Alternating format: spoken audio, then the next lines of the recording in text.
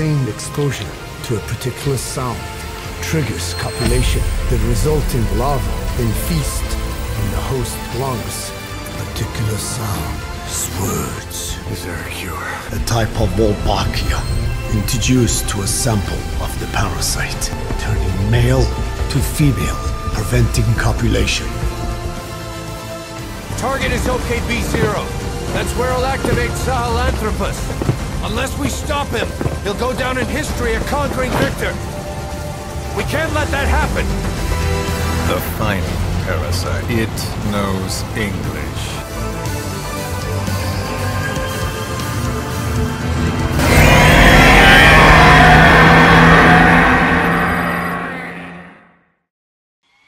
Mission 31, Sahelanthropus. This mission begins a few seconds before the last one ends. Around the time the floating kid gets distracted and ends up floating up towards the helicopter. Kaz, Huey, and Eli are shown inside the helicopter. Eli seems to be in a sort of trance. The camera zooms onto him and pans over to reveal a copy of himself. Then it goes back to him, and when it turns back to where his copy was, the floating kid is standing beside him instead. Kaz tells Snake that there seems to be something wrong with Eli. This is the point where the floating kid begins to float towards Sahelanthropus, and Sahelanthropus begins to come after Snake. And now we're back to where we were. Snake runs out of the cave, while Sahelanthropus follows behind him, stumbling on its bulky self. Then they reach a narrow part of the cave which stops Sahelanthropus, but not for long. Sahelanthropus changes his stance to the upright position he was in when we first saw him after rescuing Huey, and he manages to continue forward past the rocks. So Snake continues to run. Outside, Skullface and his men, along with some tanks and chopper, attempt to take down Sahelanthropus. However, it's to no avail. Sahelanthropus easily takes them down with a way overly futuristic fire particle whip thing that turns into a sword and makes the ground rise up into spikes when it's slammed down. This shit is way too advanced by Metal Gear's own timeline. Snake, at his most bitch-like moment ever, continues to run away from Sahelanthropus and almost gets crushed by a tank that Sahelanthropus kicks over.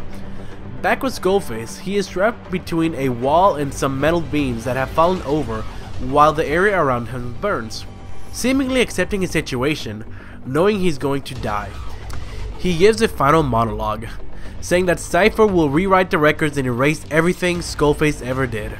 However, he believes that his thirst for revenge will infest the system. I'm guessing he's referring to the parasites? Did y'all notice he was that one was missing from his container?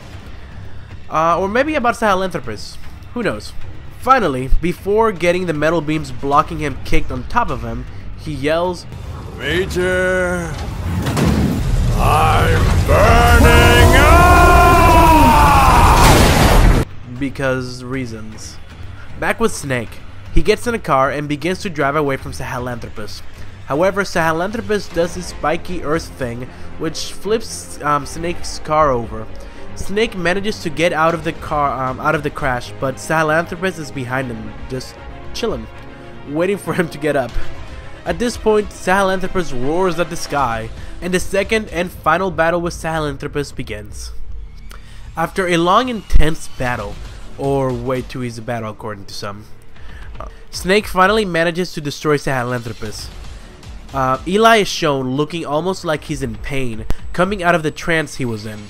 Again, with the floating kid shown levitating near him. Kaz and the rest go to Snake's position and extract him from the area. Snake! Snake!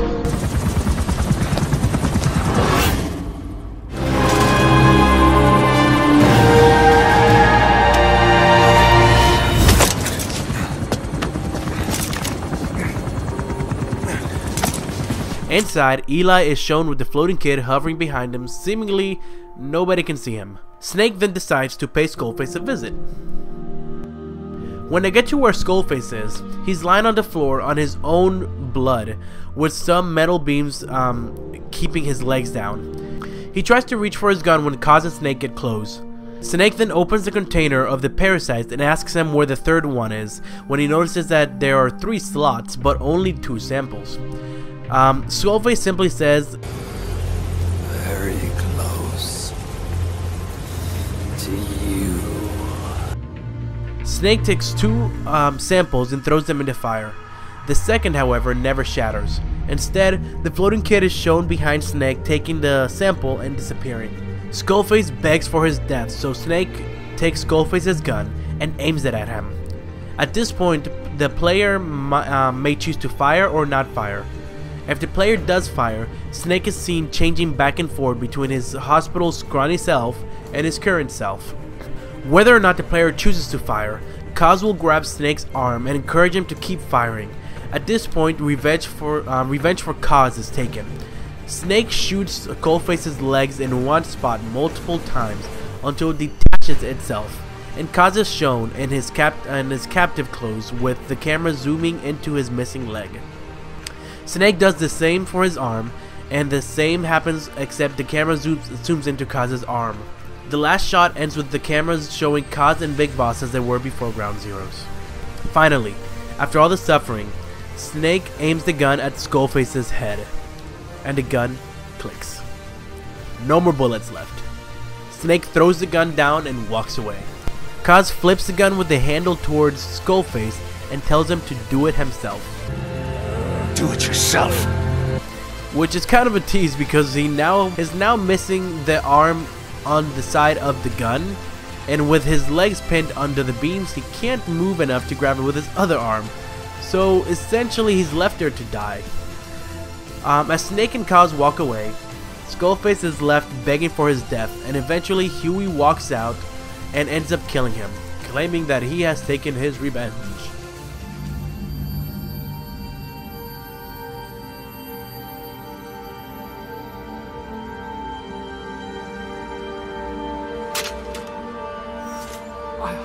I did it!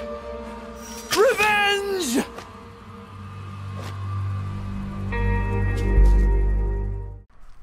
Everyone makes it back to Mother Base, and Kaz is heard monologuing the cutscene.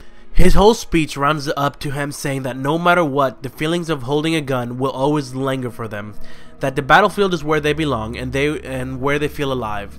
They won't leave regardless of standing on missing legs and holding their rifles on missing hands, and regardless of how many men they lose. During his speech, a chopper is shown bringing the destroyed Sahelanthropus into Mother Base and putting it on the R&D platform, while all of Diamond Dog stands and looks at it, rising over them. Snake walks away with Skullface walking in front and then behind him as a figment of his imagination, presumably as a way of saying that the feeling of hate and revenge will follow Snake even after accomplishing his revenge. On that same note, Kaz's last words are quoting Skullface's last words when he talked about the thirst for revenge he will unleash on the world.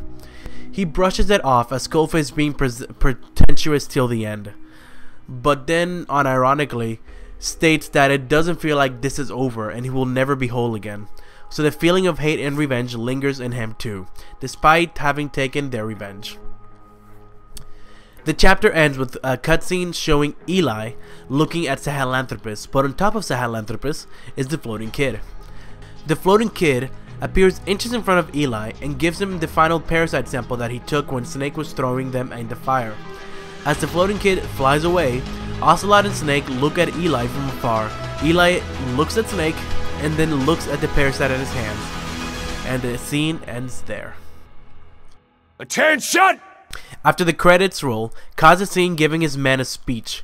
He states that despite Skullface's death, their brothers are unavenged because Cypher is still out there. He even claims that they know they have that there's a Cypher spy amongst them. He goes full Orwellian, saying, Watch the man to your left. To your right. Assume nothing. Report everything. It's the only way to protect ourselves. As he takes off his sunglasses and reveals his whited out eyes, which is never really explained. He tells his men that from this moment they will be his eyes, saying that their deadliest enemy is in their midst and they will get no mercy. He just went full on fear mongering. And that is the end of Chapter 1. Chapter 2, Race.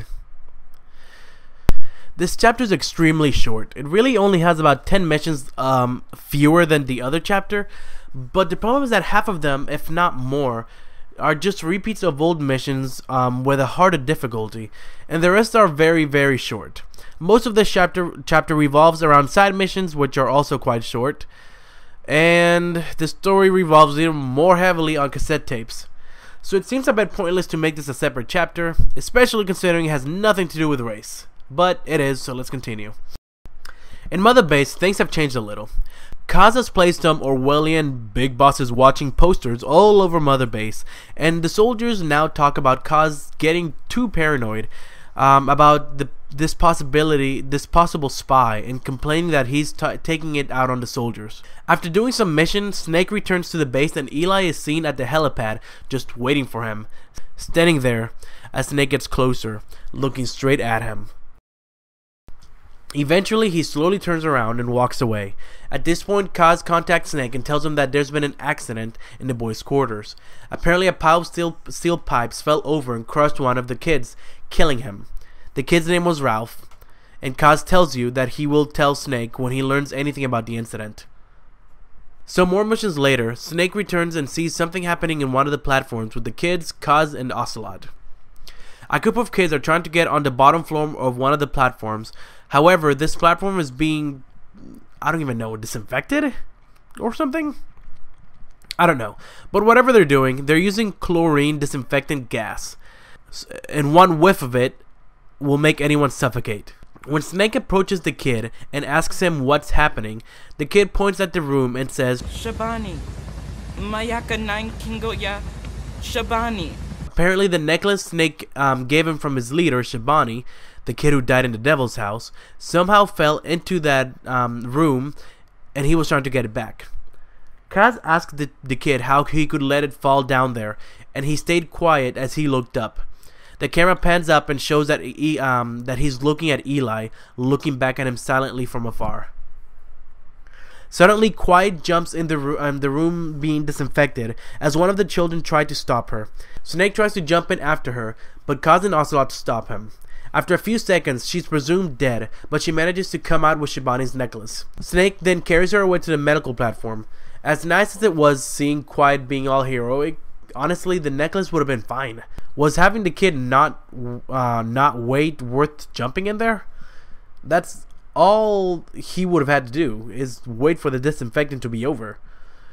Well, whatever. Cassette tapes. A tape between Code Talker and Snake reveals that Skullface was only being kept alive by parasites in his body.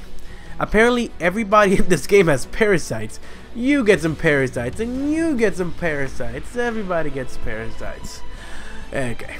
The parasite's main objective is to keep a dying host alive as long as possible, which explains why Code Talker is so damn old.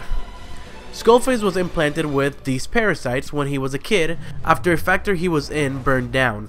This whole story is explained in my Ground Zeroes video, I believe, but Skullface was burned when enemies bombed a factory he was in that was suspected of being a cover for a weapons factory.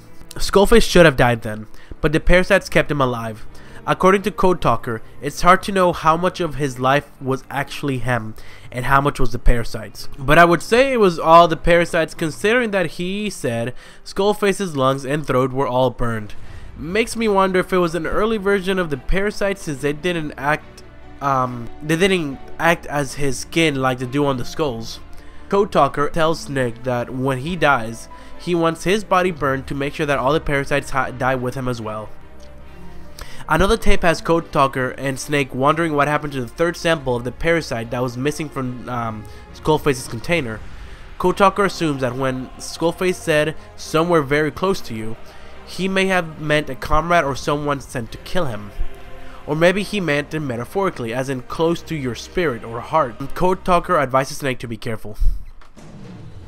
A couple of tapes has Ocelot saying that he has a theory that Skullface was acting out of the jurisdiction of Cypher when he created the English strain of the parasite, since an English strain would be counterintuitive to Zero's plan of control through language.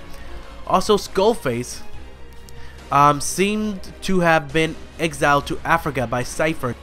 When they stopped considering him a threat, they lowered surveillance on him, which gave him an opening to establish his own military unit, which answered only to him. This military unit probably didn't know that they were taking orders only from Skullface, and they thought they were probably taking orders coming from Cypher. While in South Africa, he found renewed interest in the parasite research, which Cypher had been experimenting with many years before but had given up working on. There, he started making his plans to wipe out English out of existence, along with every other language, which goes in tune with what Skullface said about taking revenge on Language and Zero himself. So more and more, it seems like Zero and maybe even Cypher itself don't really have much to do with anything that's happened to Big Boss or just to Diamond Dogs at all. But we'll find more about that later. Side up 143. Extract the AI pod. Kaz, still suspicious about Huey, asks Snake to extract the AI pod from the lab Huey was in Afghanistan's airport base. He believes that there may be some information that would help confirm suspicions against Huey, so Snake goes back to the lab and extracts the AI pod. That's it. Not much to it. After this mission, Ocelot informs you that the Soviets found and recovered the body of the man on fire after he was crushed by Sahelanthropus' platform. Ocelot believes that if Skullface was right about the whole thirst for vengeance can really turn men into demons, then this man on fire may just be Volgin, the man who Snake saw burned to death in 1964 during Metal Gear Solid 3, and this was only not obvious to people who didn't play Metal Gear Solid 3. Side up 144. Secure the remains of man on fire. Snake makes his way through a fort in Afghanistan and finds the body of the man on fire, dead and motionless on the ground. He attaches a Fulton balloon on him and sends him to Mother Base. Before he flies all the way up, however, he wakes up and appears floating above Snake with his Fire Phoenix. Forgot about him, didn't ya? He rides the horse down to the ground and starts walking towards you, and again, Snake just stands there. The man on fire, or should I say deep-fried Volgin, throws Snake on the ground and starts to choke him. The camera shows Snake as he looked during the hospital mission, and then pans up to show Volgin as he looked before he got burned. A moment at which I fanboyed because it was awesome seeing him in new-gen graphics. Anyways, for some reason, Volgin almost seemed like he made a realization at this point and backs up before falling on the ground, finally dead for good. I know what happened in this scene, and it's going to be explained later, but I don't understand how it was presented. Whatever, I'm getting ahead of myself. Volgin's body is then taken to the quarantine zone and put in a cage for some reason. Trophy? Cassette tapes. In a tape, Ocelot describes what happened to Volgin. After Operation Snake Eater, Volgin was left at the brink of death with many severe burns. Somehow. Afterwards, his body was taken to a research institute in Moscow, though nobody could explain why or how he was still alive. Ocelot could only say that Volgin was never really an ordinary man to begin with, which is true if you guys remember the man shot freaking electricity out of his body. Ocelot said he always felt uncomfortable around him because of it. Ocelot explained that the facility he was taken to was tasked with researching human supernatural abilities, but was eventually burned to the ground with Volgin's body missing from the rubble, despite the fact that the fire started in the room that they were keeping. Volgin caused the fire. That's what they were getting at. I think we all get that. Interesting thing is that this just happened to occur around the same time Snake woke up in the hospital. Ocelot says that his grudge against you for destroying his goal of a utopia is what kept him alive all this time. Don't worry, this is explained further on. It's not just herder, vengeance is life force. Ocelot goes on to tell Snake that the day Volgin had escaped the lab, a plane had crashed nearby, further to the north of Cyprus's hospital Snake was in. In this plane was a young boy who was being studied in the same facility as Volgin, and this boy's body was the only body not found at the crash site. The research from this institute stated that this boy's gift included psychokinesis and telepathy. However, in order to protect his mind from being overwhelmed with other people's thoughts, he always wore a psychic insulating mask that resembled a gas mask. So yes, we're talking about the floating kid. Ocelot states that we don't know the whereabouts of this kid, but he may pop up again soon, so Snake should keep his guard up. In another tape, Code Talker explained what some of us may have already figured out. That what happened in the Devil's House, with all the people having headphones playing voices in their throats, was Skullface's way of teaching Parasite certain languages to react to. This is how he managed to get one for every specific language. After some missions, Kaz informs you that they opened up an AI pod and found a corpse of someone they used to know inside. He tells you that he sent you a tape with all the details because everything in this game has to be a tape. In this cassette tape, it is revealed that Huey was not doing his research by himself in that lab. Strangelove was actually helping him as well, which explains something I never connected until now. In one of the earliest tapes, Kaz said that Strangelove asked for permission from Amanda to get Peace Walker components from Nicaragua. In another tape, Huey says that he had someone get the AI pod from the lake. So they almost kind of told you from the very beginning. I just didn't put the pieces together. The body inside the AI pod was none other than Strangelove's body. Huey said that he didn't tell Ocelot and Kaz because he didn't want to drag her into all of this. However, he denies that he was the one who killed her and stuffed her in there. Apparently, Strangelove and Skullface argued often, and one day he got angry and killed her. Huey says that he asked him to not take Strangelove away from him, so Skullface just stuffed her in the AI pod because Huey asked him not to take her away. Okay, Huey. Kaz and Ocelot are both convinced that Huey killed her, however, and Huey of course keeps denying it, saying that he's not like them. He can't just go around killing anyone. He also denies the accusation that he shut her in there and let her die. When Ocelot asks if he just killed herself, he admitted that yes, that's what really happened. You know, this is actually very smart of Ocelot. He's giving Huey's ways out of the accusation in order to see if he will take them in order to get himself out of trouble, or if he will stick to his original story. This is a way of seeing if Huey's actually got a solid story, if he's just lying, and Huey just falls for it every time. Ocelot is, well, pretty good. Anyways, Huey said that when he finally found her inside, she wasn't breathing, so he got scared and just kept her in there. Finally, Ocelot tells him that when they examined her remains, they noticed a scar on her lower abdomen, a surgical cut, meaning she had a baby. Huey's baby. Who would be for at this point? But Huey says that he had never seen his baby's face because Cypher took his baby as soon as it was born, using this to claim himself as a victim once again. He says that he only knows that he's a boy because Strangelove told him, and they named him Hal. Hal Emmerich. And the tape ends with him crying. Back at Mother Base, after some missions, Kaz informs Snake that Code Talker examined everybody on the base and one soldier was carrying the vocal cord parasite. Quiet. Because this wasn't already super obvious to everybody. According to Kaz, they revealed it using some cutting-edge MRI scanners. However, they don't know what strain this is. So Snake heads back to base in order to witness Quiet's interrogation.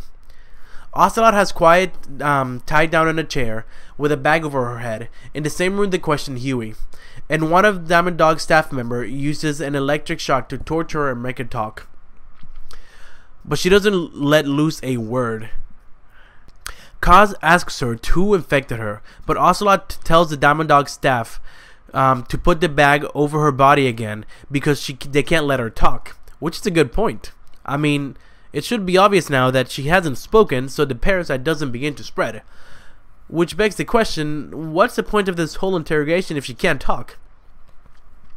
However, Kaz says that just saying a name won't trigger anything, but no matter what, she won't speak a single word.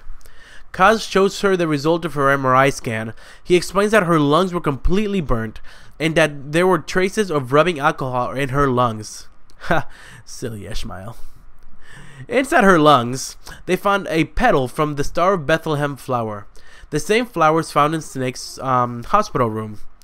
This is where Kaz, I guess, figures out that Skullface sent her to kill Snake in the hospital and that she was burned alive, but somehow she looks completely fine, hinting at the fact that that he knows she must have a version of the one that covers Parasite.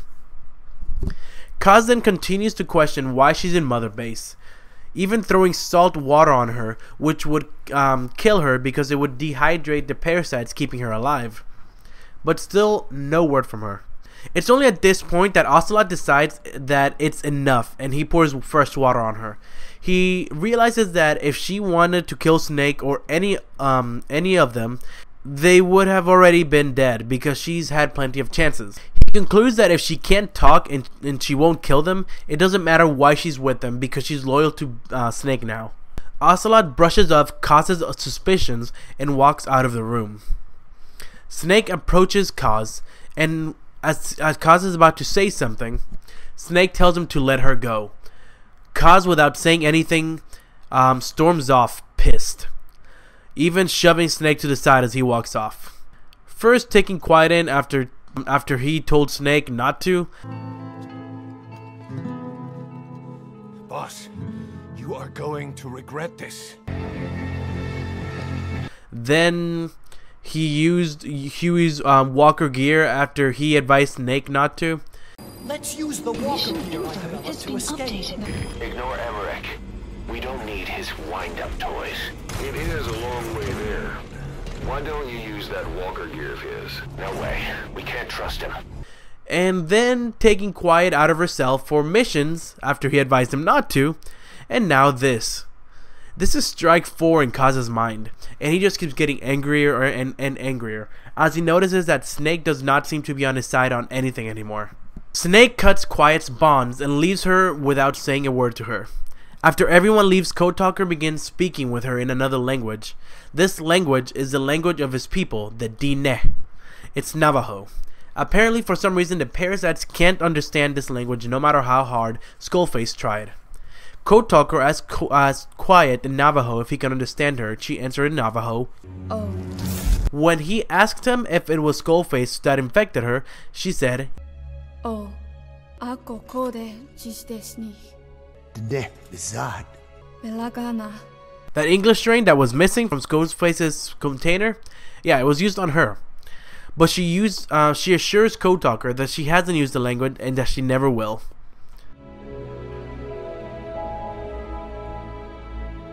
Dodo nishita.